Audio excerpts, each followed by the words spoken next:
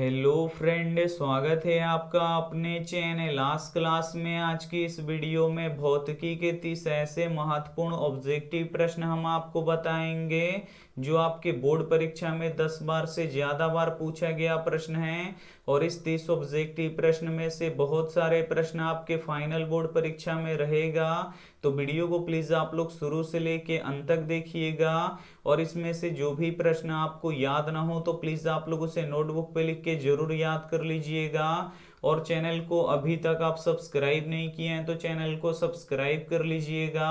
और सब्सक्राइब करने के बाद एक बेल आइकन आता है तो बेल आइकन को दबा के ऑल पे कर लीजिएगा, ताकि जब भी लाइव क्लास हो तो आपके पास नोटिफिकेशन पहुंचता रहे। तो आइए शुरू करते हैं पहले नंबर प्रश्न से।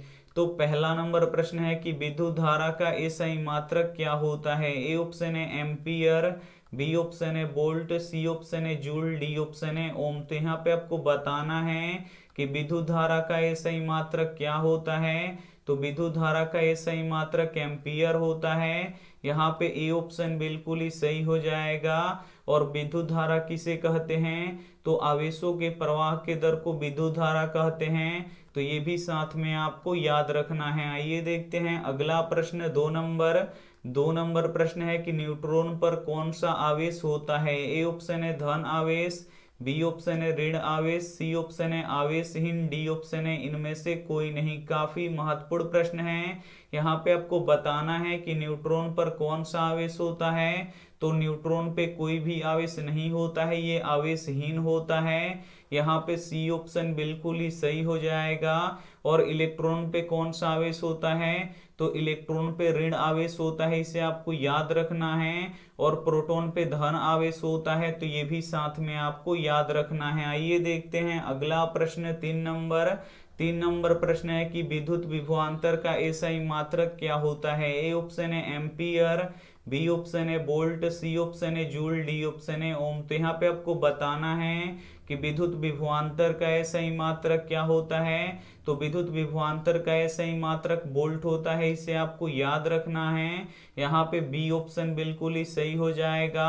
और वोल्ट को भी से सूचित किया जाता है, तो ये भी साथ में आपको याद रखना है। एक प्रश्न ये भी पूछा जाता है कि विद्युत विभव का एसआई मात्रक क्या होता है। तो विद्युत विभव और विद्युत विभवांतर दोनों का एसआई मात्रक वोल्ट होता है, तो इसे भी साथ में आपको याद रखना है। आइए देखते हैं अगला प्रश्न।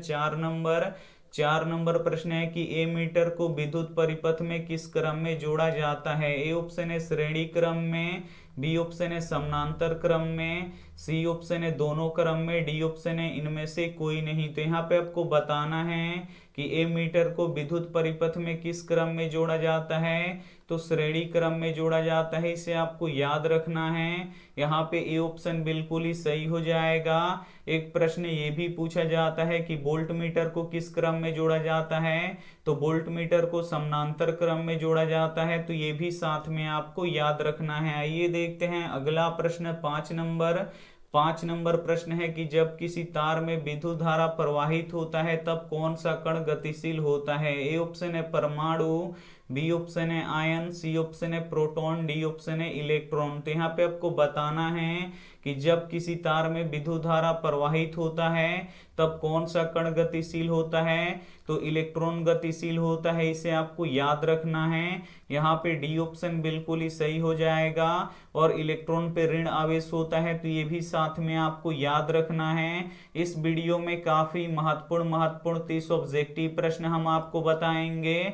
और ये जो 30 ऑब्जेक्टिव प्रश्न है ये आपके बोर्ड परीक्षा में 10 बार से ज्यादा बार पूछा गया प्रश्न है।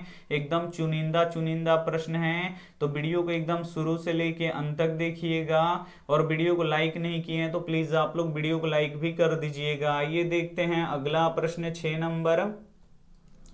6 नंबर प्रश्न है कि स्पष्ट देखने की न्यूनतम दूरी कितनी होती है। ए ऑप्शन है 30 सेंटीमीटर, बी ऑप्शन है 25 सेंटीमीटर, सी ऑप्शन है 12 सेंटीमीटर, डी ऑप्शन है अनंत। तो यहाँ पे आपको बताना है कि स्पष्ट देखने की न्यूनतम दूरी कितनी होती है। तो स्पष्ट देखने की न्यूनतम दूरी 25 सेंटीमीटर होता है। यहाँ पे बी ऑप्शन बिल्कुल ही सही हो जाएगा। और स्पष्ट देखने की दूर बिंदु कितना होता है, तो अनंत होता है, तो ये भी साथ में आपको याद रखना है। आइए देखते हैं अगला प्रश्न 7 नंबर प्रश्न है कि एक प्रिज्म कितने सतहों से घिरा होता है। ए ऑप्शन है 5, बी ऑप्शन है 7, सी ऑप्शन है 6, डी ऑप्शन है 3। तो यहाँ पे आपको बताना है कि एक प्रिज्म कितने सतहों से घिरा होता है। तो ये 5 सतहों से घिरा होता है, इसे आपको याद रखना है।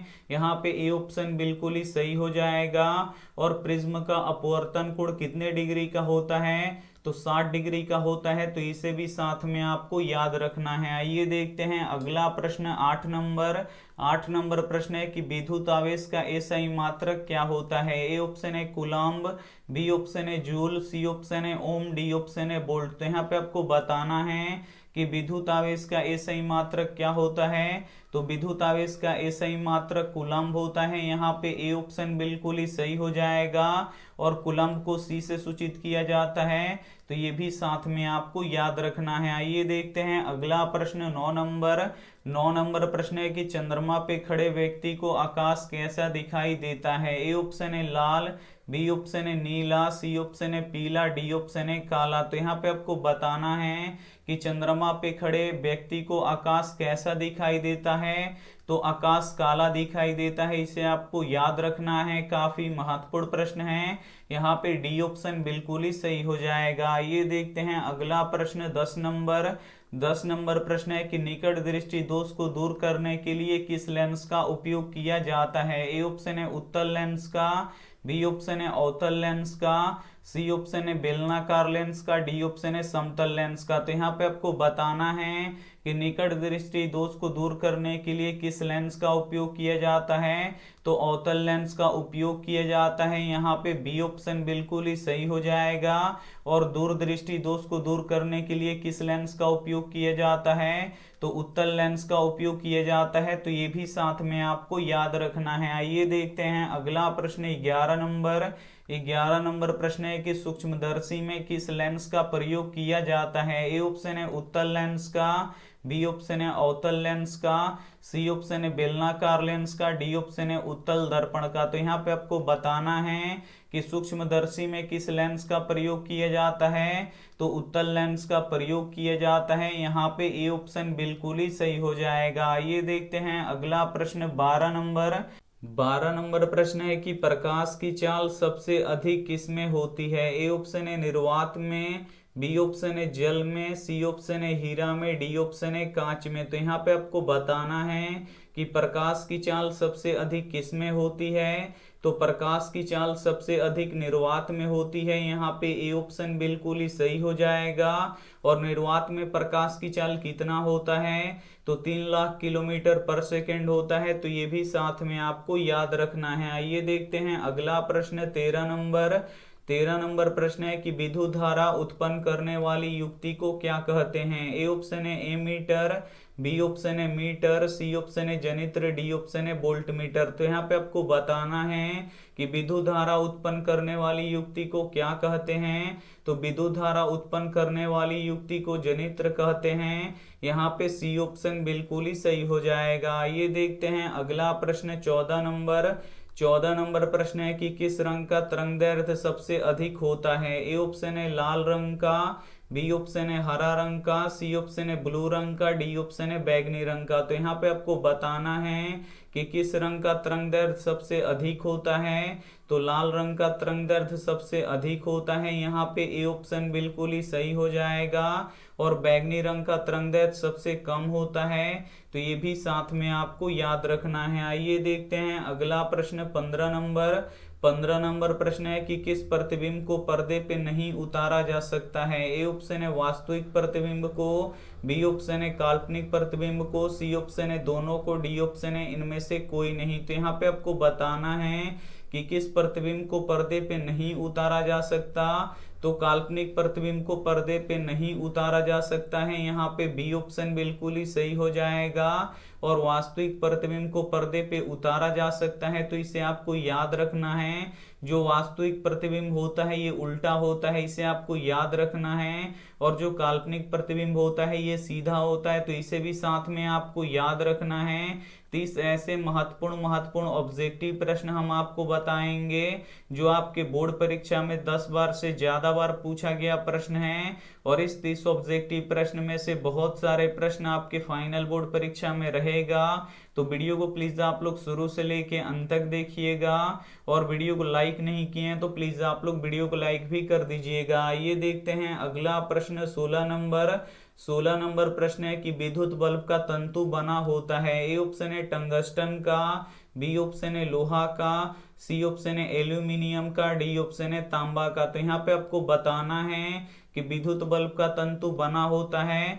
तो विद्युत बल्ब का तंतु किसका बना होता है, तो ये टंगस्टन का बना होता है। यहाँ पे ए ऑप्शन बिल्कुल ही सही हो जाएगा। और विद्युत बल्ब के अंदर कौन सा गैस भरा जाता है, तो निष्क्रिय गैस भरा जाता है। तो ये भी साथ में आपको याद रखना है। आइए देखते हैं अगला प्रश्न 17 नंबर प्रश्न है कि इंद्रधनुष में सबसे बाहर कौन सा रंग दिखाई देता है। ए ऑप्शन है लाल, बी ऑप्शन है बैगनी, सी ऑप्शन है नीला, डी ऑप्शन है पीला। तो यहाँ पे आपको बताना है कि इंद्रधनुष में सबसे बाहर कौन सा रंग दिखाई देता है। तो सबसे बाहर लाल रंग दिखाई देता है। यहाँ पे ए ऑप्शन बिल्कुल ही सही हो जाएगा।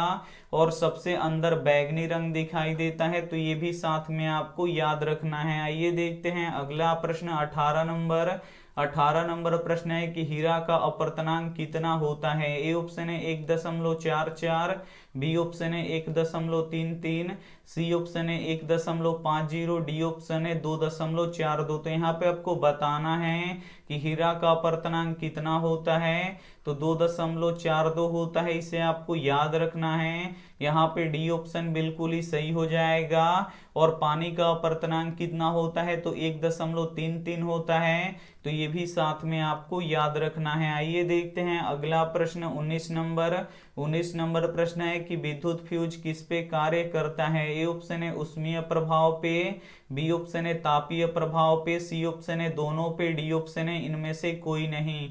तो यहाँ पे आपको बताना है कि विद्युत फ्यूज किस पे कार्य करता है। तो जो विद्युत फ्यूज होता है ये उष्मीय प्रभाव पे कार्य करता है। यहाँ पे ए ऑप्शन बिल्कुल ही सही हो जाएगा।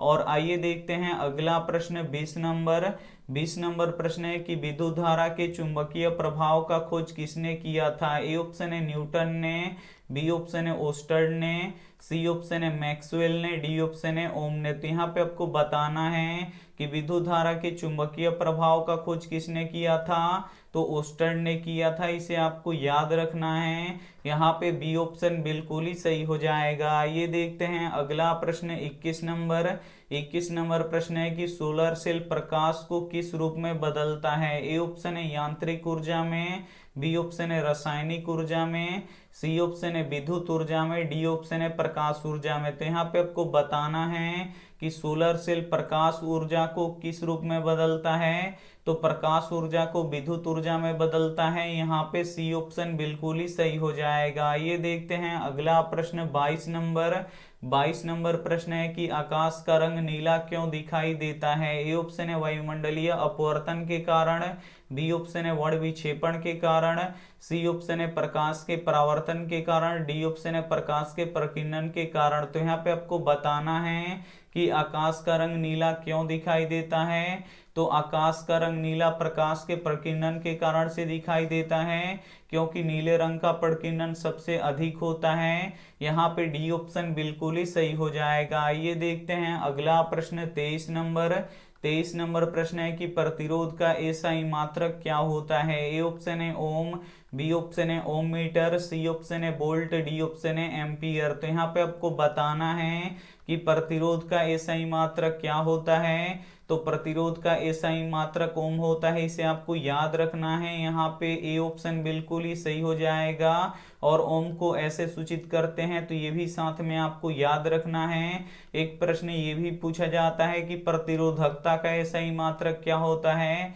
तो प्रतिरोधकता का एसआई मात्रक ओम मीटर होता है। तो ये भी साथ में आपको याद रखना है। आइए देखते हैं अगला प्रश्न 24 24 नंबर प्रश्न है कि प्रकाश की चाल सबसे पहले किसने ज्ञात किया। ए ऑप्शन है न्यूटन ने, बी ऑप्शन है गैलीलियो ने, सी ऑप्शन है रोमर ने, डी ऑप्शन है स्नेल ने। तो यहाँ पे आपको बताना है कि प्रकाश की चाल सबसे पहले किसने ज्ञात किया, तो रोमर ने ज्ञात किया। यहाँ पे सी ऑप्शन बिल्कुल ही सही हो जाएगा। ये देखते हैं अगला प्रश्न 25 नंबर प्रश्न है कि प्रकाश किस प्रकार का तरंग है। ए ऑप्शन है अनुप्रस्थ, बी ऑप्शन है अनुदैर्ध्य, सी ऑप्शन है दोनों, डी ऑप्शन है इनमें से कोई नहीं। तो यहाँ पे आपको बताना है कि प्रकाश किस प्रकार का तरंग है। तो जो प्रकाश है ये अनुप्रस्थ तरंग है, इसे आपको याद रखना है।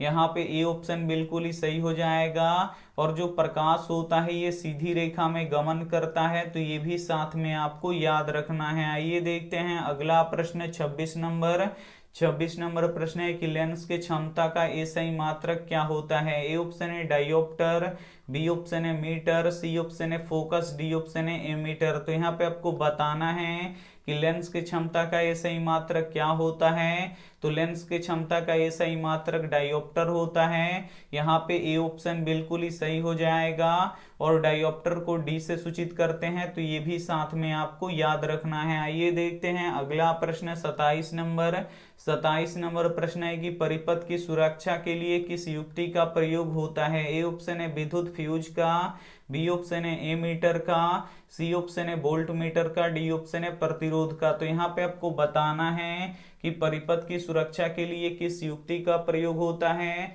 तो विद्युत फ्यूज का प्रयोग होता है, इसे आपको याद रखना है। यहाँ पे ए ऑप्शन बिल्कुल ही सही हो जाएगा। ये देखते हैं अगला प्रश्न 28 नंबर प्रश्न है कि जिस वस्तु का अपना प्रकाश नहीं होता है उसे क्या कहते हैं। ए ऑप्शन है अदीप्त, बी ऑप्शन है प्रदीप्त, सी ऑप्शन है दोनों, डी ऑप्शन है इनमें से कोई नहीं। तो यहाँ पे आपको बताना है कि जिस वस्तु का अपना प्रकाश नहीं होता है उसे क्या कहते हैं। तो उसे अदीप्त कहते हैं, इसे आपको याद रखना है। यहाँ पे ए ऑप्शन बिल्कुल ही सही हो जाएगा।